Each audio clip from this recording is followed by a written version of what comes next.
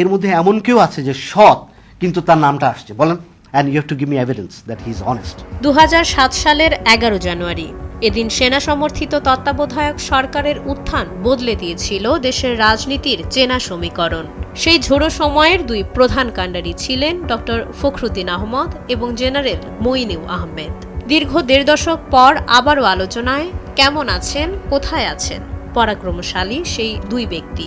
বিচার ব্যবস্থার মাধ্যমে দ্রুতভাবে কিভাবে সিদ্ধান্ত নেওয়া। 111 সরকারের প্রধান উপদেষ্টা ডক্টর ফখরুদ্দিন আহমদ 2009 সালে ক্ষমতা হস্তান্তরের পর কিছুদিন দেশেই ছিলেন, কিন্তু রাজনৈতিক পট পরিবর্তনে তার বিরুদ্ধে অভিযোগের তদন্ত শুরু হলে তিনি পাড়ি জমান যুক্তরাষ্ট্রে।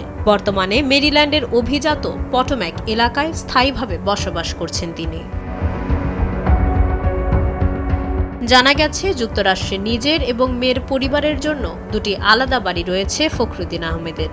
সে সময় ক্ষমতার কেন্দ্রবিন্দুতে থাকা মানুষটি এখন প্রবাসে এক নিভৃত জীবন বেছে নিয়েছেন। প্রবাসী বাংলাদেশি কমিউনিটির কোনো অনুষ্ঠান বা জনসমাগমেও তাকে দেখা যায় না বললেই চলে।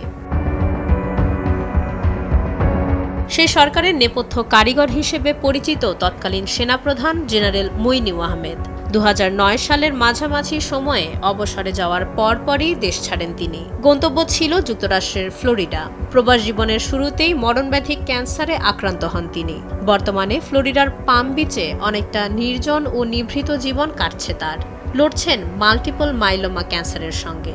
ঘনিষ্ঠজন ছাড়া বাইরের জগতের সঙ্গে তার যোগাযোগ এখন প্রায় শূন্যের কোঠায়। প্রশ্ন ওঠে 1.5 দশকেও কেন নিজ ভূমিতে ফিরলেন না তারা। বিশ্লেষকরা বলছেন এর পেছনে রয়েছে আইনি জটিলতা আর রাজনৈতিক প্রতিহিংসার শঙ্কা। দুই বড় রাজনৈতিক দলের রোষানল থেকে বাঁচতেই হয়তো প্রবাসের এই স্বেচ্ছা নির্বাসন। সাথে যোগ হয়েছে জেনারেল মইনের মরণব্যাধি ক্যান্সার। ফলে আইনি বেড়াজাল আর শারীরিক অসুস্থতা, এই দুই কারণেই হয়তো দেশের মাটিতে ফেরা হচ্ছে না 111-এর কুশীলবদের। 111-এর সেই উত্তাল সময়ে যে মানুষগুলো নির্দেশে চলত পুরো দেশ, আজ তারা দেশের সীমানা থেকে হাজার মাইল দূরে। কেউ স্বেচ্ছায় বেছে নিয়েছেন প্রবাসের নিভৃত জীবন, কেউ বা লড়ছেন জীবনের শেষ যুদ্ধে।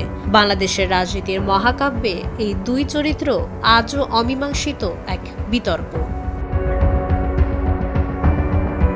মাইশা মালিহা, সময়ের আলো।